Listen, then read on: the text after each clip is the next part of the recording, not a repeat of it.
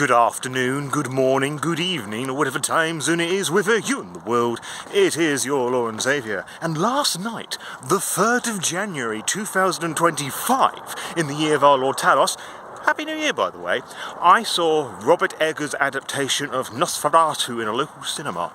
And I'm not, even though recently I've been posting quite a lot of films, as in like film reviews and the community notes and whatever on social media, I wouldn't call myself a film guy, but I'm trying to watch more horror films recently, just to better appreciate the genre. Video games, could talk about for ages. Films, not so much.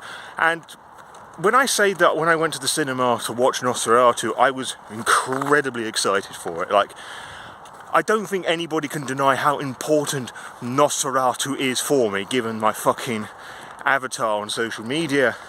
The character that I portray in the Vampire the Masquerade portion of the Lore by Night podcast. It's just, the film Nosferatu is incredibly important for me.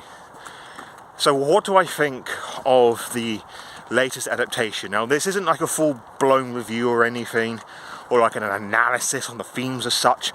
I actually am going to be writing a big old chunky review about the legacy of Nosferatu in and of itself. So there's going to be a much fuller analysis. This is kind of like a first impression sort of thing, hence me being out in the open on this particularly chilly Saturday morning in January, England. In short, I fucking loved it. I thought it was an incredibly faithful adaptation of the original source material, as Robert Eggers is very keen on that historical accuracy, which I think is very important for something like this. It's not always important, of course, if you're trying to capture the feel of something, you don't have to truly embrace all the finer intricacies, but it's something that Robert Eggers does with his work, and I really appreciate that he does with that. And when I say that Nosferatu is really faithful to its source material, what I mean is that not only is it almost in some cases a blow-by-blow adaptation of the 1922 silent film, Nosferatu, A Symphony of Horror, it also depicts a lot of the original Dracula material, because Nosferatu was an unauthorized adaptation of Bram Stoker's Dracula, and his missus tried to have the whole thing shut down, all the copies burnt. Just because it went to the Americas, they couldn't do shit about it. Thank fuck, as I wouldn't be here right now, and I don't think any of you would be here either. In a digital sense, that is. Anywho, Orlok isn't as monstrous looking as one might expect. If anything, he is a pretty faithful description of how Dracula is described in the novel. Really fantastic prosthetic work there, and Bill Skarsgård is really devoured by the role. If I didn't know prior to watching this film that he was Count Orlok, I wouldn't have a fucking idea. Tremendous work all the way around. Lily What's-Her-Face Depp was also a fantastic actress with Ellen as well. It was supposed to be the other woman that Robert Eggers keeps hiring for his work, whose name I've completely forgotten. But still some sort of scheduling conflicts that stopped that from happening. And she really sunk her teeth into this role as well, which just beautiful all the way around. The lighting was fantastic. The music score was truly gothic. It was incredible, really. Oh, and Nicholas Hurt, I think his name is Holt, who coincidentally played Renfield in Renfield last year. Well, 2023 now, I should say. So this isn't his first rodeo with Dracula, as it were. Just the casting all round was fantastic, and the acting was great. I love it how they expanded the different characters that are in the original material, so they had a bit more of a purpose and function rather than just a side mentioning for Ellen to go and stay with. You can feel their tragedy and their different twists and turns with the horror and the tragedy that they're all going through as well. William Dafoe fucking stole the spotlight whenever he was in it. It was just really fucking good, and of course his Robert Eggers' attention to detail is fucking fantastic, even to the mentioning of how Germans tell the time. And if you've seen the film, you're German, you know exactly what I'm talking about here. How they expanded the Traveller Romani community bit when they go vampire hunting, as it were.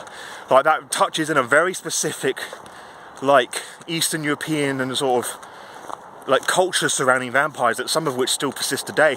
I just really like it. There's a really nice touch to the detail.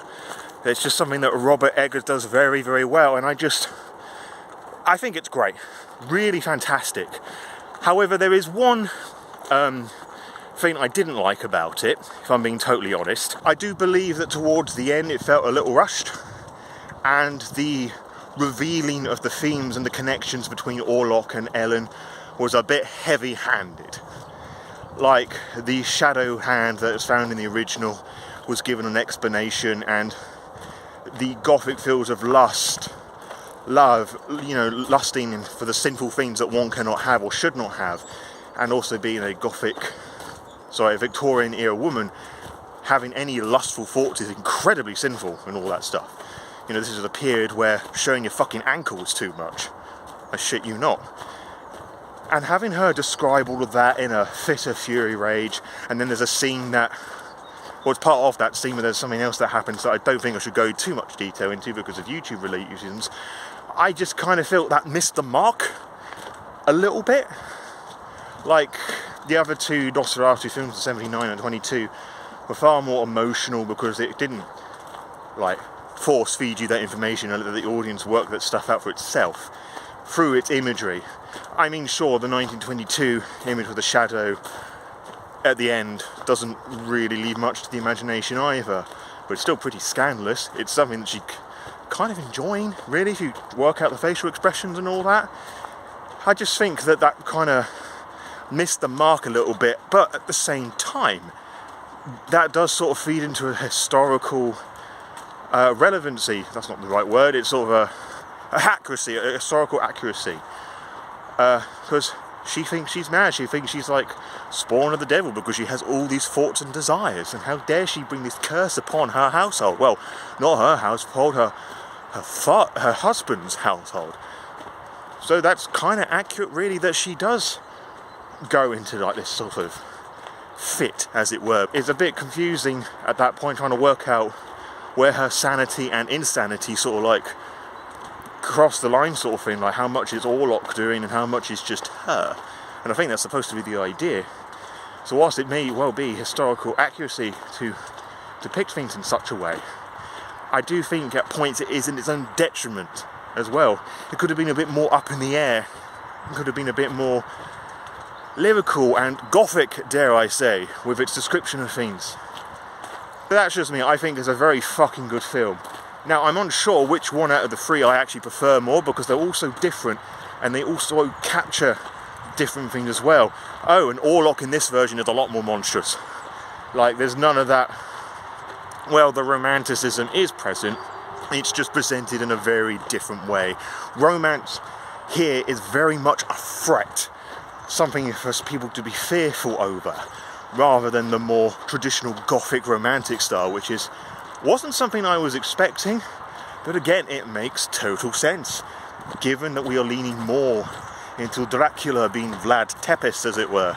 It's very clever, and I love that the expectations are broken in this way. It also falls right nicely into the Victorian era fascination, or dare I say fetishization, with seances, the cults, spirits, and all those other elements. Like Nosferatu is described as a demon from the perspective of Willem Dafoe's character, which makes sense. To bring with plagues isn't just a blood-sucking vampire. Nosferatu, I believe, is Romani for undead, which, again, it's just beautifully done, and I just love the attention to detail with those things. But as I said, you know, there's some other things I think that were just a bit fucking ham-fisted. It was just a fucking great film all round, and if you are a lover of vampires, or Vampire the Masquerade, or any other bit of vampire media, that I'm not prepared to go through every single fucking example, I think it is worth checking out Nosferatu. I don't think every vampire fan is going to enjoy it, but I do definitely feel that it's something that you should watch. Just a bit of culture, a bit of learning, and a bit of an insight to the time period. And of course, as I've mentioned it, if you're a Vampire the Masquerade fan, and you play a bit of that TTRPG, or specifically the Victorian age stuff, you've got some ideas to play with there. And yeah, that's kind of really, I suppose, the first film review I have ever done on the channel, although I wouldn't class it as a proper review, so to speak. But you know, I've touched upon this and that, given my thoughts. Haven't given it a review. On Letterboxd I gave it 4.5 stars out of 5. That's really fucking meaningless, isn't it? Because one man's 5 stars, you've heard all that drivel before. It's all, rating stuff is all subjectively pointless. To that end, have you seen the film yet? What do you think about all of it? Let me know in the comments below, the good, bad and the debatably ugly, depending on who and what you ask, because I've seen quite a lot of people saying it's a rather horny vampire film and just fucking normie tourists. Jokes aside, it really fucking annoys me. But yeah, just let me know everything that you love and don't love about the film. Which of the 3 Nosferatu films, 1922, 1979 or 2024, is your favourite? And which one is your least favourite? By which I mean which one you dislike the most, or not as good as the others. Yes, as I said, just let me know all of that in the comments below. And whilst you're down there, if I got you intrigued with Vampire the Masquerade, if this is your first time on the channel, or you want to play more Vampire the Masquerade and you just want more books for your library and you've got some money to spend from Christmas, yeah, check out the link in the description below. And there you'll find all sorts of Vampire the Masquerade books to add to your ongoing games or the games you're about to start. Now, if you purchase them with those links, I get some of the money back because I'm an affiliate on TTRPG, which means I can provide more interesting dank content for you. Like little off-the-wall things like this, explorations in horror and all other things horror TTRPG related and films and beyond, because I want to do more horror-specific stuff this year, not just limited to TTRPGs, specifically Vampire the Masquerade, and I need your help to do all of that. For example, to go back to something I said at the beginning, I want to do a proper exploration of the legacy of Nosferatu, because horror media really wouldn't exist without the first Nosferatu film. Like, if I'm being very subjectively biased with that.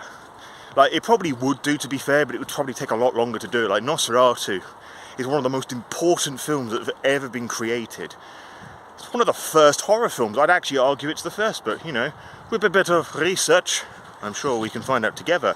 But that requires some help from you, if at all possible, for some financial backing, because I'm going to have to purchase these films so I can acquire the footage legally and talk about it and use the footage in a good, legal, creative manner. But I understand if you're unable to do any of that, that's absolutely fine, you know, because times are hard and all of that. So what you can do instead, and if you're doing the money bit that I mentioned, you can like, share and subscribe to the Lore by Night channel, and I'll see you on the next upload, whatever that may well be for you. And until next time, farewell. And that was an awful accent, I'm really sorry.